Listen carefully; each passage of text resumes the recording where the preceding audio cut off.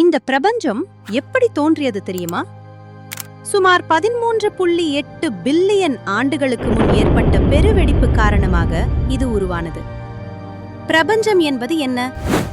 விண்வெளி, காலம், அதிலுள்ள அனைத்து பொருட்கள், நட்சத்திரங்கள் மற்றும் ஆற்றல் ஆகியவற்றின் முழு தொகுப்பே பிரபஞ்சம். இது நிலையாக இல்லை. பிரபஞ்சம் தொடர்ந்து விரிவடைந்து கொண்டே வருகிறது. நாம் காணக்கூடிய நட்சத்திரங்கள், கோள்கள், விண்மீன் மண்டலங்கள் இவையெல்லாம் மிகச்சிறிய பகுதி மட்டுமே. ஏனெனில் பிரபஞ்சத்தின் சுமார் 96% பகுதி நமக்கு நேரடியாக தெரியாத இருண்ட ஆற்றல், டார்க் எனர்ஜி, மற்றும் இருண்ட பொருள், டார்க் மேட்டர் ஆகும்.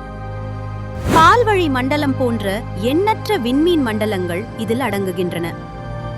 பிரபஞ்சத்தின் அளவு நம் கற்பனைக்கு அப்பாற்பட்ட அளவு. இதன் விட்டம் சுமார் 93 பில்லியன் ஒளி ஆண்டுகள் என கணிக்கப்பட்டுள்ளது.